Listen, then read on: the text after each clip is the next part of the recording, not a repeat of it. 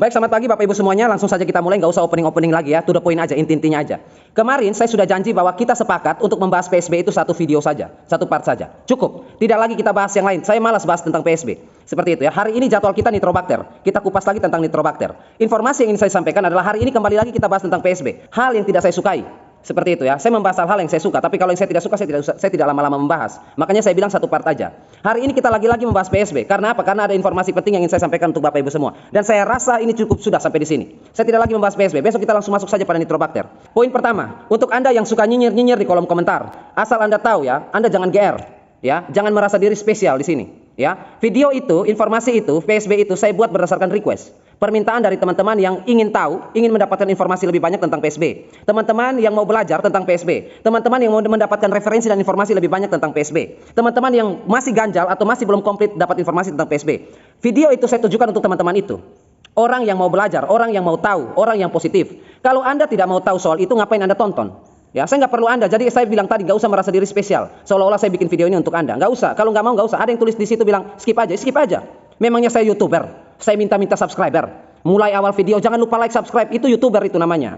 Ya, mana pernah Bapak Ibu dengar saya minta-minta subscriber? Ya, kalau saya minta-minta subscriber udah banyak subscriber saya. Saya ingin kasih tahu informasi saja. Seperti itu ya. Teman-teman bertanya, kita berbagi. Seperti itu. Mau terima nggak terima silahkan. Misalnya seperti ini. Guru itu dia mengajar, dosen itu dia mengajar. Murid mau pintar atau bodoh itu urusan murid. Seperti itu. Itu urusan murid. Tugas dan tanggung jawab seorang guru yang mengajar. Seperti itu. Jangan Anda bilang anak saya sekolahkan di situ harus pintar. Kalau nggak pintar habis kamu gurunya. Nggak bisa. Seperti itu ya. Jadi itu saya buatkan untuk teman-teman yang mau cari tahu, mau belajar, mau cari informasi tentang PSB. Jadi untuk Anda yang nyinyir-nyinyir, saya tujukan bukan untuk Anda. Jadi jangan GR. Itu yang saya bilang ke video kemarin itu. Tanaman berfotosintesis menghasilkan oksigen. Kita manusia jangan GR. Oh, tanaman berfotosintesis menghasilkan oksigen untuk kita hidup. Siapa bilang?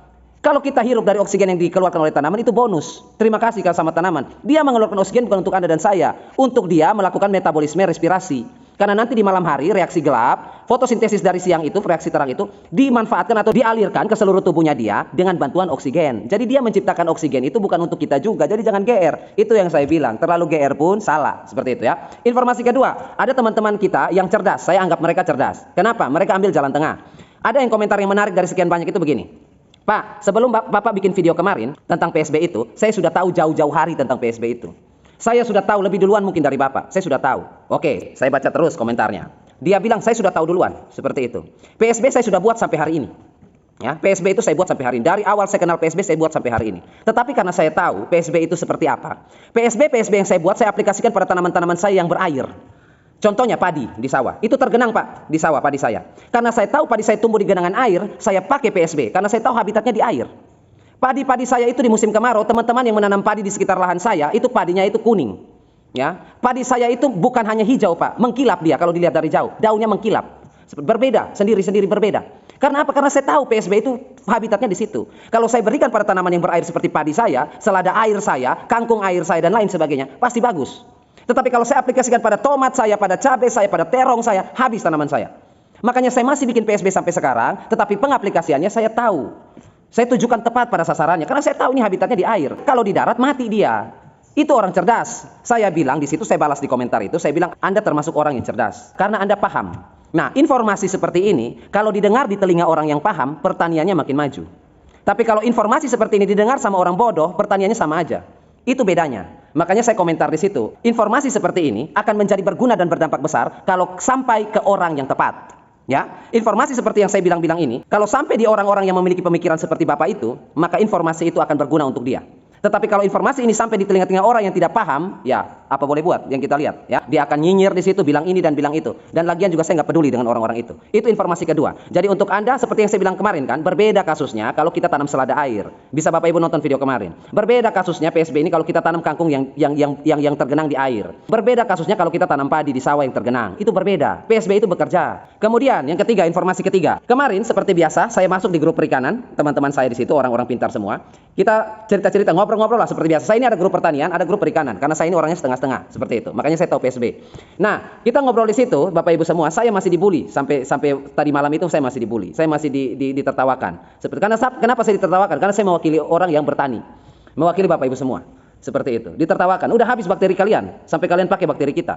Seperti itu. Udah habis di tanah itu bakterinya, ya. Sampai bakteri kolam ikan pun dipakai juga. Seperti itu. Saya dibully di situ. Ya, saya dibully karena bakteri yang kita, seperti yang saya bilang kemarin kan, PSB ini habitatnya di air. Seperti itu. Kemudian kita cerita-cerita. Nah, cerita-cerita seperti itu ada beberapa ahli dari perikanan yang dia komentar-komentar bagus di situ, saling melengkapi di situ. Dia bilang begini. Ada yang menarik dan saya baru tahu juga tentang itu. Dia bilang begini, "Bro, PSB itu, bakteri fotosintetik itu, ya, dia itu bakteri yang berumur pendek." Seperti itu, PSB itu. Nanti Bapak Ibu bisa cari, mungkin dia ahli tapi mungkin dia salah ya, tapi kalau saya yakin dia nggak mungkin salah, dia ahli betul ya. Grup-grup perikanan kami itu ahli-ahli semua ya, saya suka di situ.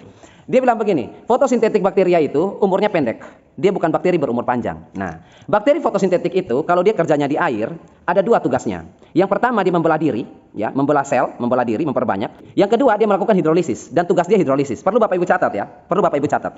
Bakteri fotosintetik itu di air itu yang Bapak Ibu bilang PSB itu, tugas dia adalah menghasilkan H2O. H2O seperti apa? H2O dalam hal ini adalah air yang bermutu, air yang berkualitas. Jadi kalau tanaman di darat ini, tumbuhan, pohon dan sayur-sayuran ini berfotosintesis, mengeluarkan oksigen, ya. Tanaman berfotosintesis menghasilkan oksigen. Kalau bakteri fotosintesis, yang dia lakukan adalah selain oksigen, yang paling penting adalah H2O tadi. Air yang berkualitas. Makanya di tambak-tambak ikan, di perikanan, ya, itu dibudidayakan bakteri itu, bakteri fotosintesis. Karena tugas dari bakteri itu untuk menjaga kualitas air. Hasil akhir dari fotosintesis yang dilakukan oleh PSB itu adalah kualitas air atau H2O. Bonusnya ya ada oksigennya. Tetapi tujuan utama para perikanan itu, para orang-orang yang di dunia ikan itu membudidayakan bakteri fotosintesis untuk air kualitasnya bagus. Karena dia hasil akhirnya H2O. Bedanya fotosintesis tumbuhan dan fotosintesis bakteri itu adalah yang satu keluarkan oksigen sebagai produk sampingnya, sedangkan karbohidrat itu adalah hasil fotosintesis utama. Jadi berfotosintesis untuk mendapatkan karbohidrat. Tetapi bonusnya adalah oksigen, itu sampingnya. Kalau bakteri fotosintetik, oksigen itu adalah hasil sampingnya, sama seperti tumbuhan, tetapi hasil utama dari proses fotosintesis bakteri itu yang dikejar adalah H2O. Itu proyek pertama dia. Proyek hasil sampingnya ya oksigen. Seperti tanaman yang saya bilang tadi, proyek utama fotosintesis itu untuk mendapatkan karbohidrat untuk metabolisme dia. Sampingannya hasil ece-ecenya ya oksigen. Seperti itu hasil samping, bukan hasil utama. Hasil utama ya dia harus hidup. Nah, bakteri fotosintesis ini pun sama, H2O yang dia keluarkan ternyata. Seperti itu. Dan ilmu mahal kedua yang saya dapat tadi malam, yaitu seperti ini. Tadi yang saya bilang umur pendek. Bakteri fotosintetik itu setelah dia melakukan hidrolisis, dia akan mati. Itu yang beliau bilang umur pendek itu seperti itu. Setelah dia melakukan fotosintesis, dia menghasilkan H2O, air yang berkualitas untuk biota air. Setelah itu dia mati. Jadi bakteri fotosintesis akan mati setelah melakukan hidrolisis. Dia akan mati sendiri setelah hidrolisis. Nah, berhubung dia juga bisa membelah diri, memperbanyak diri, makanya di situ bingung. Tergantung si bakteri ini. Dia mau membelah diri duluan, lalu hidrolisis, lalu mati, ataukah dia hidrolisis duluan, baru dia mati. Kalau seandainya dia membelah diri dulu dari 1 menjadi 2, lalu dia hidrolisis, melakukan fotosintesis, lalu dia mati, maka kita dapat 2 anggota. Sebelum mati dua pegawai yang kerja. Tetapi kalau dia hidrolisis dulu, ya, dia fotosintesis dulu, berarti dia tidak bisa membelah diri lagi, tidak bisa memperbanyak lagi, karena setelah hidrolisis bakteri fotosintesis akan mati. Seperti itu, ya. Nah, makanya di kolam ikan, di tambak-tambak ikan, di dunia perikanan, bakteri fotosintesis itu bukan merupakan bakteri yang diberikan sekali saja lalu selesai. Diberikan terus-menerus karena pertimbangan itu tadi. Setelah dia melakukan hidrolisis fotosintesis, dia mati. Seperti itu. Bapak Ibu bayangkan, ini yang sudah di habitatnya, di air, setelah dia melakukan fotosintesis dia mati. Bagaimana kasusnya kalau disemprot di daun atau di tanah yang kering? Boro-boro mau hidrolisis, mati sudah pasti. Mau kita ngomongin membelah diri lagi, jauh lagi.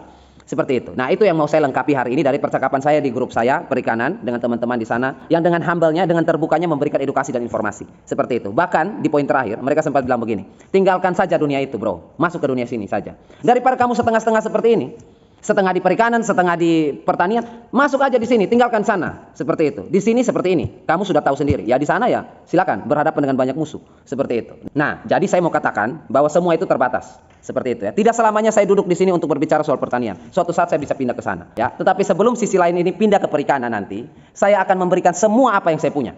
Sampai 0, seperti itu. Apa saja yang saya punya saya akan berikan, seperti itu. Di akhir nanti kita berjumpa sebagai saling partner pertanian, tanam menanam. Saya akan memberikan satu penemuan saya kepada Anda semuanya. Di akhir nanti, sebelum saya pindah ke perikanan nanti. Saya akan kasih satu rahasia saya, rahasia pamungkas saya akan kasih kepada Anda semua. Biar satu Indonesia ini tahu. Seperti itu. Nah, itu sekaligus juga menjawab. Emang bisa bikin apa, Pak? Emang sudah pupuk apa yang Bapak berikan, Pak? Emang sudah ada karya apa yang Bapak berikan, Pak? Ya, kalau saya jelaskan satu persatu ribet. Di akhir nanti kita sebagai partner pertanian, ya, saya akan memberikan itu untuk Anda semuanya. Di akhir nanti, pasti. Dan itu di tahun ini. Dan kemudian poin terakhir untuk menutup informasi hari ini tentang PSB, dan kita harap ini sudah ditutup setutup-tutupnya, ya. Untuk teman-teman yang kemarin bertanya, kami sudah terlanjur buat PSB. Seperti itu ya, sudah banyak PSB. Bagaimana PSB ini dialihkan? Seperti itu. Jadi yang namanya mikroorganisme itu, baik sifatnya bakteri atau jamur, sifatnya adalah protein. Seperti itu ya, protein, vitamin, dan lain sebagainya. Intinya protein. Nah, kalau misalnya Bapak Ibu yang bertanya kemarin sudah terlanjur bikin PSB dalam jumlah yang banyak, seandainya bakteri itu pun mati di dalam situ, mati seperti yang saya jelaskan tadi, setelah mereka melakukan hidrolisis atau fotosintesis, mereka akan mati sendiri, seperti itu. Nah, setelah mereka mati, jasad mereka itu bisa Bapak Ibu jadikan sebagai pupuk asam amino, ya, karena tinggi protein, untuk bisa mendapatkan hasil akhir yaitu nitrat, ya, atau nitrogen. Nah, saya rasa cukup sampai di situ saja. Besok kita akan masuk pada materi nitrobakter, ya, kita masuk pada nitrobakter. Buat teman-teman yang sudah menunggu lama, mohon maaf, besok kita masuk pada nitrobakter. Terima kasih dan salam akal sehat.